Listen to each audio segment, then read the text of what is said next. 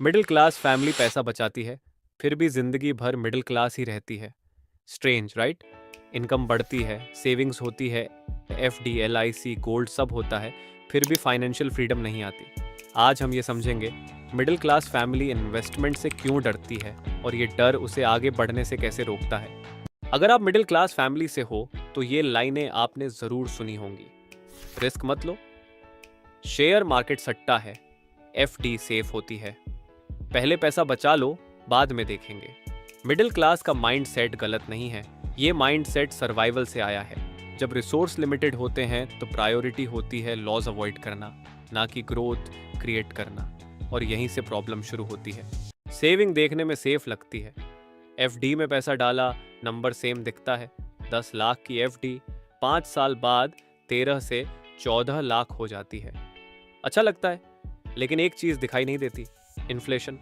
School fees, rent, hospital bill सब चुपचाप महंगे होते जा रहे हैं। मिडिल क्लास एक चीज से डरती है, अगर पैसा डूब गया तो।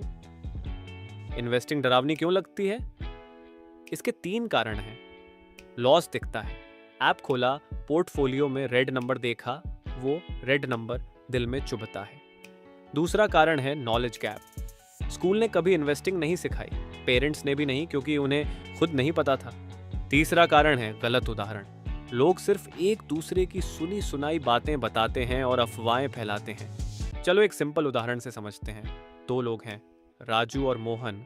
राजू ने सिर्फ एफडी में पैसे डाले, मोहन ने लॉन्ग टर्म इन्वेस्टिंग करी। दोनों हर साल सेम अमाउंट इन्वेस्ट करते हैं। राजू को फिक्स्ड रिटर्न्स मिलेंगे, विथ नो रिस्क, पर मोहन के रिटर्न्स रेट फिक्स नहीं होंगे। 20 से 25 साल बाद राजू के पास सेफ मनी होगी और मोहन के पास रियल वेल्थ होगी। मिडिल क्लास इन्वेस्टमेंट से इसीलिए नहीं डरती क्योंकि वो स्टूपिड है, वो डरती है क्योंकि बैकअप लिमिटेड होता है, रिस्पॉन्सिबिलिटी ज्यादा होती है। इसलिए ये वीडियो रिस्क लेने के बारे में नहीं है। मिडिल क्लास को ट्रेडर नहीं बनना, मिडिल क्लास को डिसिप्लिन्ड इन्वेस्टर बनना है। जैसे इमरजेंसी फंड, 6 से 9 महीने का खर्च। सेविंग या एफडी में कोई डिबेट नहीं। Long term investing index, mutual funds, SIP के थ्रू, या फिर स्टॉक्स में पर एनालिसिस के बाद ही। प्रोटेक्शन, हेल्थ इंश्योरेंस और टर्म इंश्योरेंस, क्योंकि आजकल हेल्थ केयर एक्सपेंसेस काफ़ी ज़्यादा महंगे हो चुके हैं, तो इमरजेंसी के लिए बैकअप रखना ज़रूरी है। सेविंग गलत नहीं है, लेकिन सिर्फ सेविंग काफ़ी नहीं है।